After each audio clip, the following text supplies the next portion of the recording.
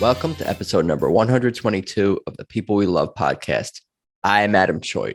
If you're new here, what I do is interview people from all walks of life, most often comedians and other artists and entertainment types about their lives and careers. The conversation is casual, but I also ask everyone to highlight the people they love, who've inspired them, influenced them, or supported them. For more, check out peoplewelovepodcast.com. That's peoplewelovepodcast.com. And on YouTube, it's People We Love Podcast. You'll find it. And the Instagram handle is at People We Love Podcast. And you can find me on Instagram and Twitter as well. The handle is at Adam Choi if you want to follow me. And please remember to tap subscribe or follow on whatever platform you listen to podcasts on. And of course, 5-star positive reviews on iTunes, Apple Podcasts are greatly appreciated. But before getting into today's episode, I wanted to also mention my other podcast, Tedeschi Trucks Podcast, all about the blues, rock, soul powerhouse 12-piece band, Tedeschi Trucks Band. I love them. They're my favorite band. It's a fan podcast. It's a lot of fun. Please check that out, especially if you're into that type of music. It's at Tedeschi Trucks Podcast on Instagram with no spaces, and Tedeschi Trucks Podcast with spaces on YouTube if you want to check it out there. That's TEDESCHI Trucks Podcast. But for today's People We Love podcast episode, my guest is comedian Espi Rivadeneira. Originally from upstate New York, she's the middle child with 4 siblings and grew up in a tough, smart, and funny family. Always into languages, she became multilingual and thought that's where her career path would take her. Espi's young life has already had some twists and turns and ups and downs. She talks very honestly about her battles with alcoholism, but she also talks about her discovery first of improv, and then her love for stand-up followed that. We talk comedy, we talk family, and she tells me all about one particular person who's been an inspiration to her. Actor Robert Downey Jr., who's definitely, of course, dealt with some of his own demons. But let's just get started. Here's Espi Rivadeneira. All right, so it's good to see you today, Espi Rivadeneira. Thank you for joining me. I appreciate it. Oh, thanks for having me. I said your name right, correct, right? You said it right, yeah. I think I said it better before we started recording, though. It was smoother. Anyway, how are you? I'm good. Just been busy, just doing a lot of stand-up every day and keeping busy. You're grinding. You are. I am. You're grinding away. Is that like a word? Like, how do you think of it? Like, I'm working hard. I'm grinding. Is there like a word you use that kind of keeps yourself going, like an active thing that? Grinding, I guess. But it's like I've worked other jobs I don't like, because this is because sometimes people are like, why aren't you tired? Because I feel like I've been grinding the same way for almost 4 years, and everyone's been like, you're going to burn out, but it doesn't feel like work all the time, because I love it. That's amazing. That's great. Why don't we go back in your journey and tell me like a little bit about where you're from and where you grew up and family and that kind of stuff. Like start real early. That's kind of what I ask people. Like even like before kindergarten, like sights and sounds that people remember. People don't remember stuff before 5. What they remember is looking at pictures of themselves before they were 5 when they were after like 5. It's like, I remember when I was 7 looking at a video of me when I was 3. That's what people remember. It's not when you were 3. But that's my theory. But what jumps out at you from the real early days? I remember like things. I grew up. I was born in Binghamton, New York, which is a crap hole. It's terrible. And no, that's mean. It is. What is it? Post-industrial or something? Is that like? Just like. Yeah, and then it used to be IBM was like the big thing there, and then it shut down, and there was just nothing. So it's just alcoholics and sad people. But I was born there, and then I grew up in Niskayuna. We moved there when I was like tiny. I barely remember the move. Those are like my first memories, like being in one apartment and then being in a house. So I grew up in Niskayuna, and I wanted to be. For years, I was like, I'm going to be a translator. That was my thing. That was like my passion. I loved learning languages. And, but it's funny, like I only started learning languages because my dad's from Argentina and he wouldn't teach us Spanish. But I wanted to be able to like talk to my grandma. So I almost like angrily, I was like, I'm going to learn all the languages that, So I started learning a bunch, went to school for that. And after college, I was teaching full time for a while and started doing improv. That like I was just not happy. You know what I mean? Like, because I wanted to be a translator, but they were like, you need to go to grad school. And I was like, I'm so sick of school. And so I just stopped like with the languages. And I was like, I guess I can be a teacher, but I love kids, but I'm like done teaching, So I was like, screw it. I was doing improv and then kind of fell into stand up because I always liked comedy too. You know what I mean? So I was like, I always wanted to do it, but I just didn't. I used to be like really, really shy too, like painfully shy. Cause I remembered being like intrigued with stories and like theater stuff, but I could never get the part because I would just like be sweaty and nervous. And I like couldn't do it. So now I do it all the time, but yeah. Oh, we got it all. We're all set. Thank you for. No, I'm messing around. So when you were like elementary school aged, and did you say you had siblings? I have 4 siblings. You have 4 siblings. You got 4 siblings, and we're growing up in Niskayuna. Yeah. And you like languages. But were you already into languages when you were like in elementary school, wanting to learn different languages? I wanted to, but my dad was like, you guys need to know English really well because he's an immigrant. Start with one. Yeah, he's like, you have to do good in the States, Like I kind of understand now, but I'm like, that was dumb too. We could have just been bilingual off the bat. But so I didn't learn.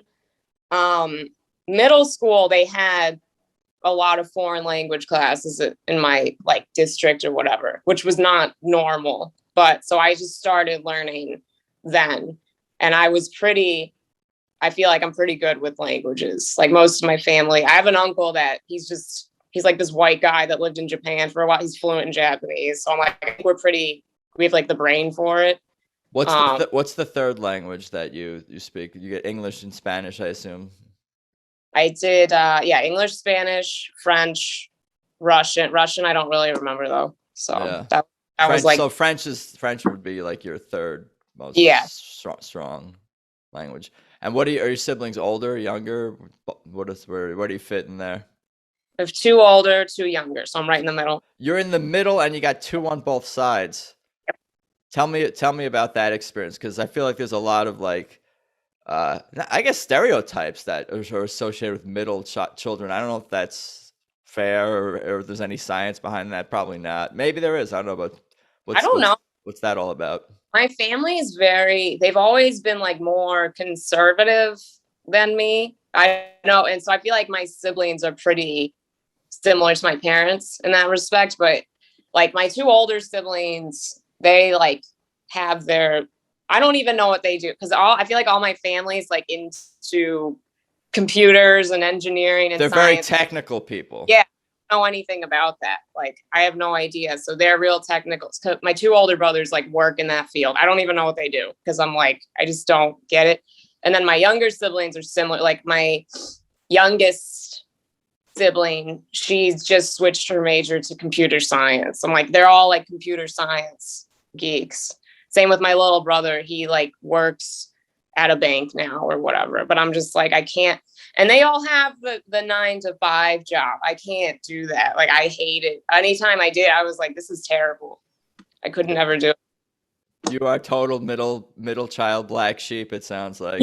like totally. I don't know if that's been your act or something that you talked about or thought about, but like I joked about it being a thing, and then you're like, yeah, I am totally different than all other 6 people in my family. I'm different than all. That's wild, a little bit. Well, it was funny too, because a few months ago, my younger brother came to visit, and he was like, he's got like that, like the Sperry look and the clean cut. My friends were all like, oh, you guys are so different. Like, it's like 2 different families. And I was like, yeah, but most of them are like that. So it is. And dude, my family moved to Austin. My parents moved to Austin like 7 or 8 years ago.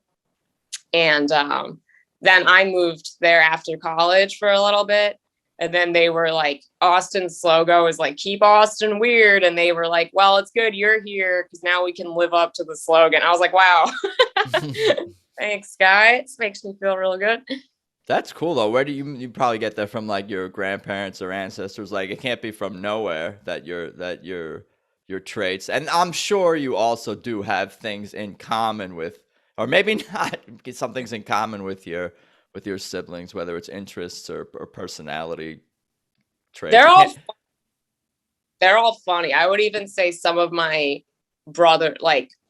my older brother is like so funny. Like he would always be like, and I remember being like mad because we would always joke about stuff. Like my family's pretty funny, and but I feel like they also think like you can't joke too much of the time. Because I remember my parents be like, "All right, that's enough," you know. But I would just like keep it going. But and they are definitely, we're similar in like they raised us to be really tough. Like my parents like from East New York, which was really bad. So they're super tough. So I know that I kind of have like an intensity on stage, or some people are like, oh, you can have a temper sometimes for sure. And I'm like, that definitely comes from them. So we're all similar like that. We're all pretty intense. And sounds like you're like bringing that to your comedy career, whether it's on the stage or just like your drive. It seems like you're like a passionate person and you're a hard worker in these things, and that comes from your parents. That's cool. What else were you into when you were a kid growing up, besides, I guess, like what did you say? You said you were doing the languages. Like Language. Were you into music or the arts or sports or any stuff like that?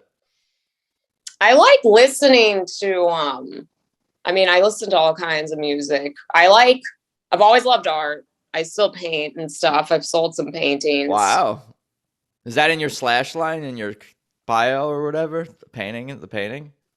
No, I don't really bring it up. I mean, sometimes I'll post on Instagram, like I'll make a painting or whatever, and I'll just throw it up there. I didn't really think anything of it. I remember like I had an ex-boyfriend that was like, oh, you could do something with these. Cause I just never thought it. I was always like doodling and stuff. And he's like, these are really good. You could like sell them. And I was like, no. Yeah. Then I started posting them and people were like, oh, this is cool. So I always have loved painting, big fan of art. And I was like interested in theater. I remember reading a bunch of plays when I was younger, but I was just like, didn't have the balls to do it. I was so shy. I was really shy. I didn't have like a lot of friends growing up. Is that because does that like, I'm the psychoanalyze, like getting lost in your giant family, that it's hard to have like a voice and in a, I don't know if not intense, but like, you know, a tough, yeah, I guess like a tough, intense, like, you know, probably strong-minded family or something like that.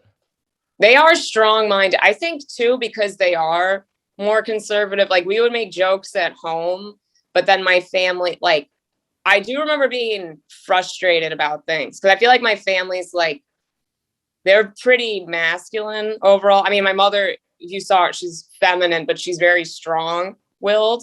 And then I have, you know, 3 brothers and then 1 gay sister, you know, so it's very masculine through and through. And but I hated how growing up, I was the first girl too. My parents were so strict with all of us, but I remember being like so angry all the time where my brothers were allowed to like stay out later than I was. I remember my dad being like, well, it's different for you because you're a girl. So I think part of why I do so much stand-up now is, it might sound silly because I'm so much older, but I just love being able to like go out at night and like be around and do a fun thing. And I don't like, I've always hated when people don't speak like honestly. Like I think that's a big thing. My sets are very real. There's always a lot of truth in it. Like even you mentioned earlier before we started recording how you're like watching my bit about the peach being stuck in the toilet. Like my family, right. They haven't heard my stand-up in a while, but I feel like if they heard that, they would be like, that's crazy. You even told people that, because that's a true thing, you know? So they would be like, you shouldn't tell people about bathroom stuff. But I'm like, that we all can relate. Like people love that joke. It is very about just kind of being crazy after a breakup or whatever. And I don't know. I just don't see I've never liked when people hold back or they're like, oh, this isn't the polite thing. Like that just never made sense to me. I think that's stupid. I wasn't even thinking about the crazy after the breakup thing. I was just thinking about like how some of the gross aspect of the joke that we've all done had gross experiences. That's what I was relating to, not Yeah. even that. Cool. What a journey so far. What about like middle school and high school? What was life like? Where were we kind of going, socially, or where you thought your life was headed? What were you into? What do you remember about like those times, your teens? I was very passionate about languages at the time. And then middle school, I think I was pretty quiet. I remember just reading a lot. I always liked reading a lot of fiction. And then just sort of like, I feel like I've always had a big imagination, just pretending things and like getting very attached to books and being sad when they're over. And then in high school, I was just really, I was like angry a lot. I remember just feeling, I think just wanting more freedom than my family was giving me and stuff. So I remember really, we were at each other's necks all the time. I was so excited to go to college and be done living with them and all that. So that was it. I remember I was always a hard worker. Like I always did well at school and was super passionate about languages in high school, especially. That was my thing. Yeah, that's what I was gonna say. I'm like, she sounds smart, like a good student too. And even though your family is into different things professionally, technically, whatever, like I'm guessing all of you were pretty good students, if not way better. And that was probably something that your parents were very felt strongly about you guys doing, was being good students, I would bet. School, everyone finished college and stuff. And I didn't even know, like, a lot of my buddies now didn't even go to college. I didn't know that was like an option for the longest time. Because my family was like, you have to go. I didn't even think twice about not going. You know what I mean? Whereas now I might not have, because college sort of did feel like a waste of time. I was a big alcoholic too, from like high school to college. So, which is sort of why I got into comedy. When I got sober, I started doing improv, and then that led to stand-up. So that's intense to go through that when you're young, but you get it out of the way. Is that what it is now? Now you're not like partying like that and you're focused because you kind of like went through all that. Is there something to all that? Yeah, no, I was like a very bad alcoholic, and then I got sober 6 years ago, a little bit over 6 years. So after that, though, it was just like not funny, but it's so hard to get sober. Like I kept relapsing for a while. And then I was like sober this was like the longest stretch of time. It was like 3 or 4 months. And just everything's so different. Like the way I was drinking so much every day that like your whole body changes. So when you're going through, I just felt so angry all the time. Like you have to readjust. And I was like, I have to do something crazy to feel good. So I just remembered like being on stage seemed so scary to me. I was like, all right, do that. Cause I just wanted to feel something. Like I kept feeling very numb. And when I did improv, I felt like I had moved to Austin. So I didn't know anyone in Austin either. So I did improv, and then my class was so cool. Like I really lucked out. There, like a lot of us are still friends. And, but I did improv, and I felt like connected to the people around me for like the first time. And I felt like there's something about improv. Have you done improv? I have not.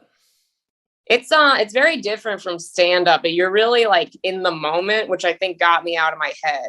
That's probably, I need to do improv for that reason alone.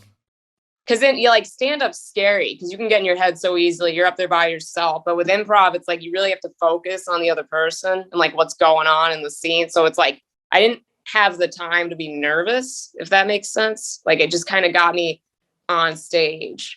And then after a few years of improv, I was kind of like, I don't want to say bored of it. I still appreciate it, but I sort of felt like I graduated from it in a way. And a lot of people were like, oh, you probably have a unique voice for stand-up. And I started doing stand-up, and I just never really looked back since then. That's cool. And it's just like It sounds simple, not necessarily easy, but like when you're describing like the substance abuse and going from that to something that's positive and fulfilling, it is that human connection and being able to, I'm sure, express yourself too is like part of the therapeutic aspect. And I come back to this, whether like talking to different friends about bad habits or addictions or things. It's like I feel like you can't just quit something. Like some people can, I guess, just quit cold turkey like things. But I think you have to like replace that habit and the use of the time with something else. And obviously, like human connection and being able to express yourself, I think, are two things that can hopefully help people with that. That must be super. That's just super hard to. Must be super hard. Have been super hard to go through It that. was, Like yeah, the relapsing and all that. It's just I can it was only all imagine. Yeah. that was. I think it but that's why, because I there are a lot of like addicts in comedy. So, but I do think it was a lot of the. I think I drank so much. Well, we just there's alcoholism in the family, so I do think there's a chemical thing going on. Yeah. But I think also too, I kind of in high school, like I said, I sort of started to resent my family a lot because I felt very different from them, and they are more conservative too. Like if you have an immigrant parent, they don't always show a lot of emotion and stuff, and I've Sure. always highly emotional. So that made me, so I just sort of felt like, oh, I should try to drown this out a bit with drinking. And then doing improv and stuff too, it was very therapeutic because they sort of, I think for a few like years, I kind of trained myself to try and put my feelings down. And then in improv, they're like, no, no, no, trust your gut, say the first thing. And I had a really good instructor in Austin, and he would like stop the scene. He could tell if you were being genuine or not, and he would be like, "Nope, do it again. Like you don't feel that way, so don't say it." So it hit like specifically with his training, it made me easier to trust myself and like go with my gut, which is so helpful for stand up too, because I like being very honest in stand up. It's funny because I think about like your family and your parents and your siblings and everyone's probably smart and you probably respect them even if you're think you're resenting them at times. But like I feel like an important thing to lesson that I've sort of learned is that like because my family is smart and successful and things like that, and like I can almost like defer to them too much, and like you forget that they don't know everything and they're wrong about things Yeah, too, and they have blind spots and there's things that they don't understand, and especially when it comes to some more of the emotional things like that, maybe you aspects of life that you're more in tune and connected with, like you gotta do your own thing at some point, you know. right. Cool. And what about college? Where did you say you went to college? I went to Hobart and William Smith. That's upstate New York too. It's Geneva. Yeah, I went there. And that was just not great. I mean, it was a cool school because I was really wanting to get immersed with language. So they're excellent they have just different language programs. And so that was cool.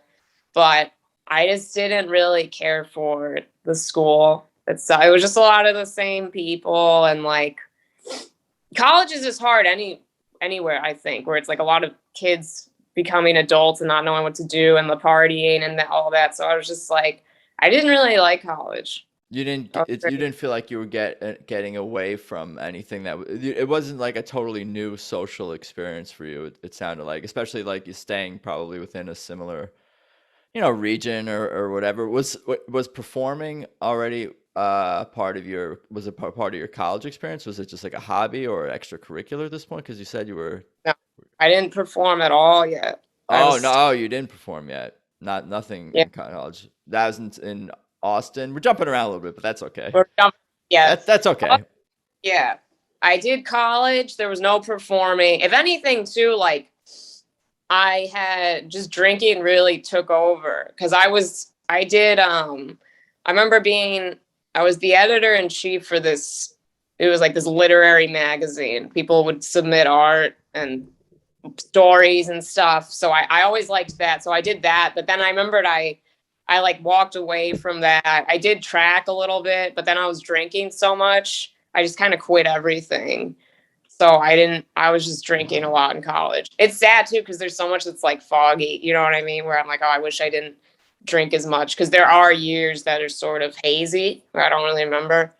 And after college, I moved to Austin because my family was there. I wanted to move to New York City. I've always wanted to live in the city, but it was just too expensive at the time. And I just needed to get my life together. I was like, I got to go home and figure some things out. Sounds like you did. Yeah, but it took a while. Yeah. That's okay. I'm still figuring some things out myself. We working on it. You know. Tell me a little bit more about Austin, and then we'll go from there.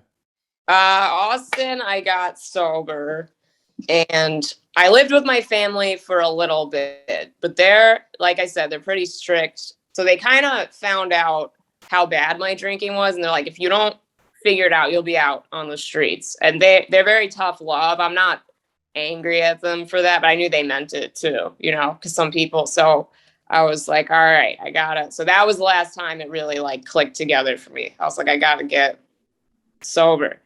And then it was a few months later, I was teaching, but I hated the job. And I started doing improv on the weekends. And that I was so excited. Every weekend, like I just looked forward to that so much. It just really got me through the week.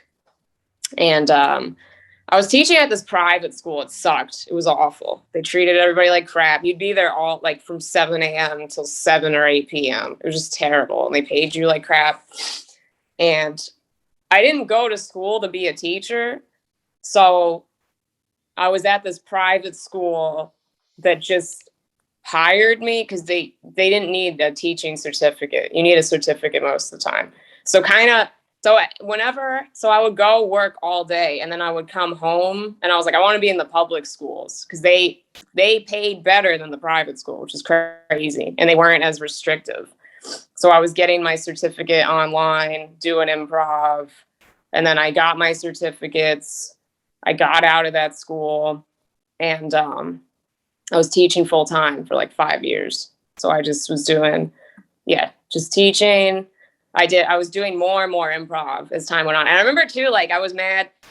I was doing improv, and I was really good at it. And there were these showcases you could do, and these shows, like series of shows you could audition for. And I was just in the classes. And I remember auditioning for a show, and my mom was like, what are you doing? Like, you're not going to get this. You've never performed. I was like, damn, thanks for the. That's but mean. They didn't get it. They were like, because then too, I was taking the classes, and they were like different levels of class. They were like, I did level 1, and then I did level 2, and they were like, when are you going to stop? I was like, I want to do all the level. Like they didn't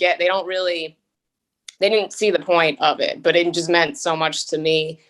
But I got into the show, and they were surprised, but I just kept auditioning for shows after that and got into most of them, which was cool. Because I just didn't think I would be doing stuff like that. So I did that for about 3 years. And then I made the switch to stand up. But when I switched to like, I knew when I started stand up, I was like, this is going to be my career. Like after I did the first open mic, I did terrible, but I just knew, I was like, no offense, there were like 20 comics there. And I was like, they're funny, but I know I can be funnier than them. You know what I mean? I just knew, I was like, I don't have the technical part down, but I was like, I know I can do, like something in me was like, you can do this. So I just kept, I did stand up, I think every day. It was pretty early on. It was like, I did that first open mic. Then the next week I went back, I did 2 mics, and there were comics I saw that I liked. And I was like, what do you do? How do you get really good? And they were like, you have to do more. You have to do mics like every day. And they told me that the 3rd week I was doing mics every day. I've been doing mics every day since then, really, since I started. So, yeah. It all comes down to, I guess, liking something when you're bad at it. That's like a great sign that you can sustain yourself. Yeah. Like if you love something and you're not great at it, or you're even bad at it, like I guess that's a thing.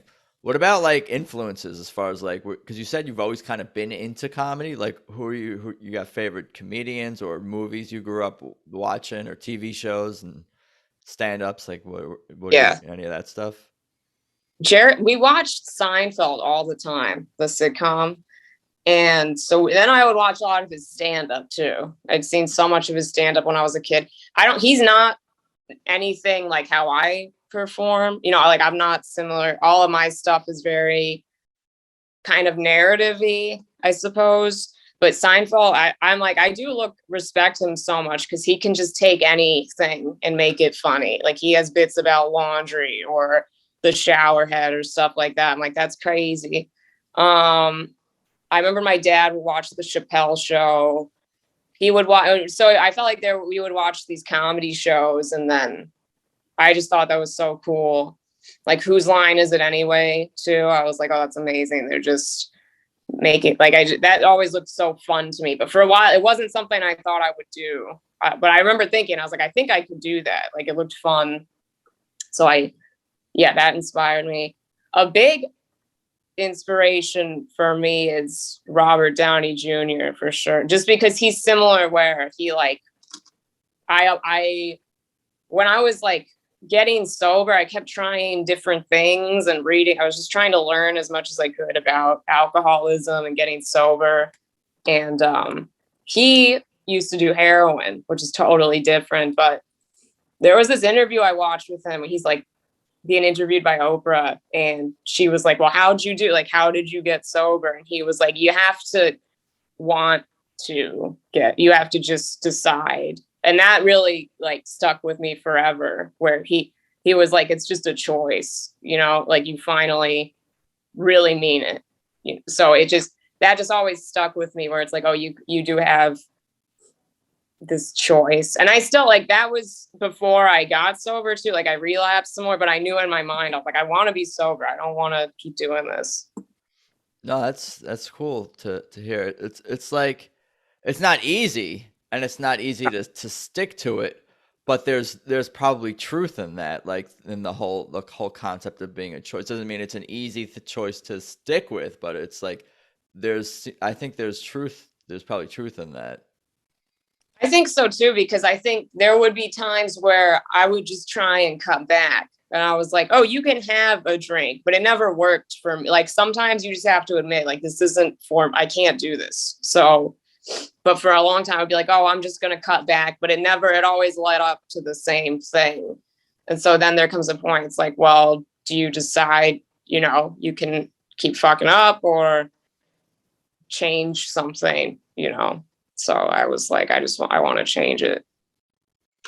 What about his movies?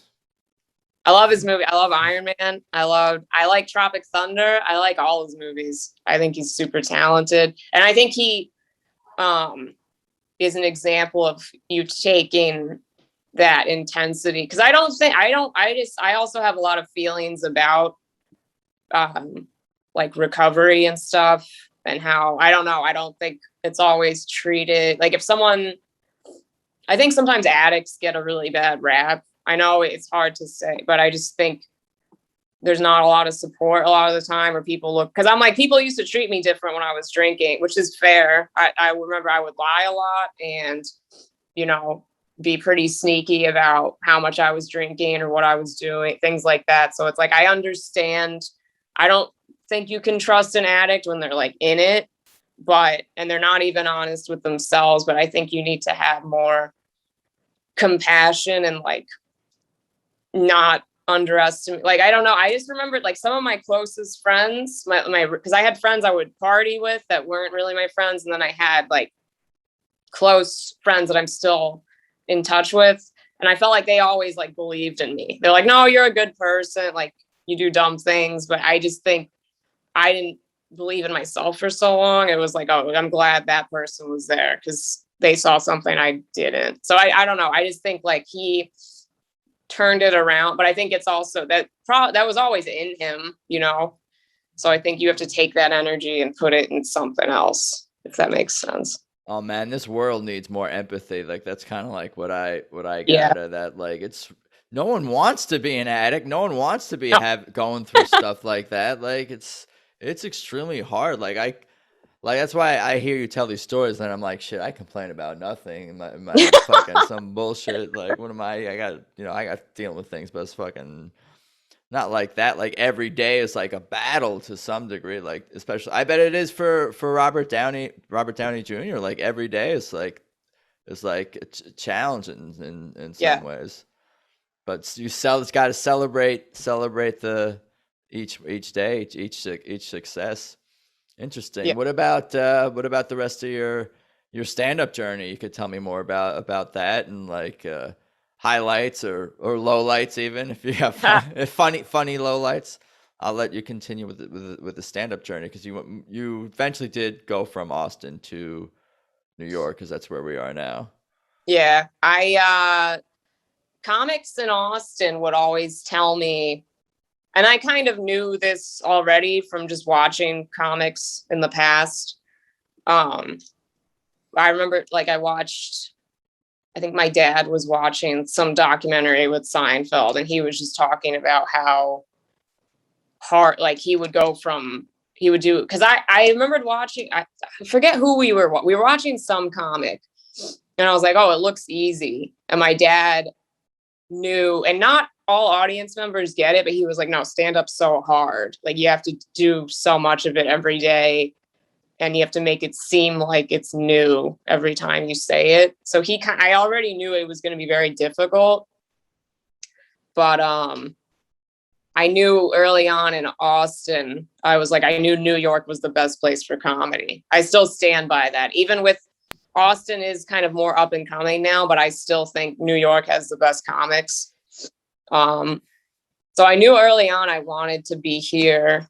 And the first year I did stand up, I just booked a trip to New York, and I was like, I'm just going to go and see what the scene is like and what I have to do to get better. So I did, I took a trip like a year into my career, and then I took another trip, like it was like 8 or 9 months later, and I was like, I got to move there. And eventually in Austin, I just got like fed up with, like, I did all you could do really at the time. There were 2 clubs there. I had worked at both clubs. I did all the shows. I had hit all the mics, and I was like, I'm not growing anymore. It just felt like, and in Austin, I'm very grateful for all the stage time and that, but I think a lot of people get lazy, I guess. I don't know. They don't like Complacent. They do. Yeah. Complacent. And they would do the same jokes. Like here in New York, people are writing all the time. And then you see, like in New York's crazy too, because there's so many comics. You can be grinding, and then some new person shows up, and then they get on stage, and you're like, oh, they've been doing this for a long time. Like there's so much talent here. And that keeps you going. And it's also very inspiring to see. You're like, oh, what's their take on things? How do they write? And, but I was just like, I need to move. And I was so fed up with my job and the 9 to 5. And I just like quit. I was like, I'm done. I quit my job. And I didn't even tell my parents for like the 2 weeks, because I knew they were going to try and convince me to go back. So I was just like lying about being at work. I was like, yeah, work was good. And then I told them, and I was like, oh, it was like a week before I left. I was like, yeah, I broke my lease. I quit my job. And they showed up in my apartment. They're like, you need to take your job back. They're like, that's crazy. Like they were like, that's insane. And they're also, to be fair, they grew up in New York when it was a really bad, dark time. So they were like, and my dad, especially, he grew up with no money. So he was like, you don't know what it's like to not have money. New York's so expensive and it's hard. And I was just like, I have to do this. And so I moved, and it had caused such a rip. We just stopped talking for like a year. I was like, because I was sorry. We're good now. We're probably better than we've ever been. But for about a year, I was pissed. I was like, they don't believe in me. They tried to just force me they didn't understand. I was like, I felt like I needed to go, and I left, and I got here, and then the pandemic hit. This was like, it just hit and everything shut down. And I was like, dude, I was so upset. And I got COVID and I was going through a breakup and like everything that could have went wrong just went wrong. And I was like so upset because all the clubs, everything was, you couldn't do anything. And you get upset about things too. Things get to you. Things, yeah. So I was depressed. I was so and I would. That stinks though. For like the month I was here, comics were like, "Oh, you work really hard." Like they already saw that. So some comics already liked me. I wasn't really friends with anyone, but a couple of them were like, "Hey, there's Zoom mics and Zoom, like if you want to do that." So I did that every day. There were 2 Zoom mics and I hate it. I didn't like Zoom. I was like, this is terrible, but I was like, I need to stay writing. Like I didn't move out here for nothing. And I was doing the Zoom mics. And then eventually one comic was like, hey, there's this guy in the park. He's just bringing a speaker out and he would do his mic at like 2 p.m. So I went to go do his mic every day. Him and his buddy would like bring it out. And then I love that DIY. I love that whole spirit of it, all that stuff. Yeah. Just people just do it, just going out there and not asking for permission. Just yeah, we would just be out there every day. And then so for a few weeks I was like, I can do that. I can get a speaker and that way we can have 2 mics. So he would have his at Washington Square Park and then mine was in Central Park. So there were 2 mics a day. I was still doing Zoom mics. I was like, I want to get in as much as I can. And there was the Tiny Cupboard was a club. They weren't a club yet. They had just been a show in Brooklyn. And then they grew into, they had this rooftop. And so then that was like the first club to be back. But they knew about me because me and him were like the first ones to do live comedy again in the city. A lot of people say everything shut down. I'm like, no, we were doing comedy in the park every day in the cold. Who is this comic that you're working with? It was Ryan O'Toole. I went with him. So we would do that every day. And then, and Graham Cooper. Graham was like, if they would take turns. And, yeah, so we would bring this out. So then Tiny Cupboard hit me up because I had a Zoom show I would do. They were like, do you want to bring your show and make it weekly here? And that was the best thing that ever happened. Cause then comics like knew me. Cause then I knew when I got to New York, I was like, you're the bottom of the totem pole. Like nobody cares about you. You're going to be last at mics. And I knew that. I was like, whatever, just deal with it. But then I felt like the pandemic almost helped me like get people to know me. Cause I realized a lot of it is who you know and all that bullshit. And I hate that. But then during the pandemic, it was like, who's working the hardest, you know? So I felt like, oh, now I have a chance to actually stand out. So that really helped like catapult me into the scene. Cool. Yeah. Very cool. Wow. And where do we go from there in your comedy journey and the whole? Well, now things are back to normal. So normal-ish. Just as much as I can. I don't know. I try to do like at least 3 mics a day and then shows. So it's like just being booked. I'm just trying to, you know, write. I just write every day, do as much as I can in the city. I just want to get past at different clubs. Like I'm in with Comedy Shop and the Grizzly Pear. And now I'm just trying to work my way into different clubs and show face everywhere. You're doing it. You're out there. You're doing it. You're working hard and making waves and meeting people. Yeah. But it sounds like you're in the right place and doing the right thing. You seem happy. Oh yeah, I love it here. I can't picture myself anywhere else. I love this city. I like New York too. I'm a fan. What about like stand up? Obviously, you told me about some of your immediate goals, but what about like long-term goals to nationwide tours, Netflix specials? Are we writing a series starring ourselves, a Seinfeld-esque series? Seinfeld-esque. A family show about a large conservative family, except for one person. That would be cool. I'm down for whatever. Like I like sketches. Me and my friends sometimes will write a sketch and like throw it together but I just love stand up so much. Like I don't really care for acting. I'll do it. I've done some things.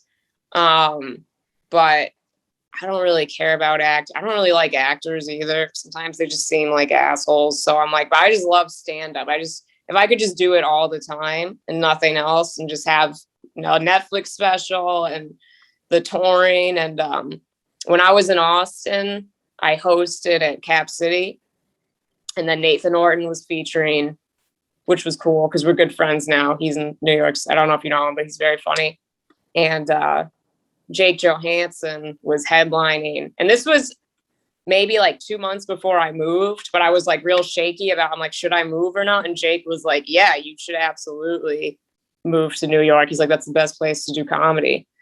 And he was telling me, like, he was like, you gotta take that chance now because you're young. You know, you don't want to wait too long. But he has a family and stuff, and he'll just he's not super famous. He's been on HBO, and he did, what is it, Letterman, like 40 something times, a crazy amount of times. But he doesn't seem to care about the fame necessarily. He'll just go do these, he'll headline at a club, get his check, and then go home to his family. I'm like, that sounds nice. You know, I would like to be famous, of course, but I just I'm like, if I can just make money off stand up and live, that's one of the best things ever. You want to have a nice life doing what you love. And it sounds like you and a bunch of other comedians, obviously there's challenges and ups and downs, but like, do enjoy the creative journey and the process from coming up with a joke and writing a joke and workshopping it, and then eventually, you know, performing it and getting laughs and just having, reaping the rewards of your career successes. Right. Yeah. Have you met Robert Downey Jr. ever? No, that would be tight. I would love to. Oh, yeah. What would that conversation be like if you had a few minutes with him? I don't even know. what would you say? Probably maybe like thank him or something like that, or say. Let him know he's very inspiring to me and kind of a lot. I think one of my biggest, I think MCA from the Beastie Boys, he's like my favorite. He really is inspiring too, just because they really inspired my style and everything. They're so loud and unapologetic. I remember hearing when I was like in elementary school, I heard them on the radio or something. I was like, what is that? Like, I loved how crazy they sounded. And they would do funny stuff. Like they didn't care at all. They didn't give a fuck. Like they would go get interviewed by somebody and they would just lie. Cause they would, I remember one time they took a break from performing and somebody was interviewing them and was like, oh, where have you been? They're like, oh, we went to go find Bigfoot in the woods. And I loved that. I was like, they don't care at all. It was so cool. And MCA was always the guy that kind of pushed them. They're like, let's go do this thing. And like, I love that. I love when people are super spontaneous. I feel like too, living in New York City, like I love just going out and exploring and meeting people and like digging through the trash and stuff like that. Like, I think that's great because I'm like, that's just part of living in New York. So that's another person that is like a huge influence to me creatively. What do you mean digging through the trash? Like literally looking for objects, or like diamonds in the rough as far as people that you can connect with? Is that what you mean? No, I mean like literally digging through. Like I like trash digging. Yeah, dumpster diving.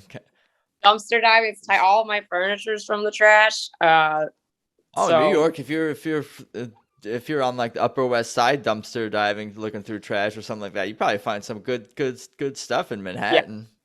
Yeah. For sure. Yeah. Oh wow, I think we covered a lot for sure. You know what I want to ask? I'm gonna start asking people because I'm curious about this. I'm gonna start asking all my guests this if I can remember.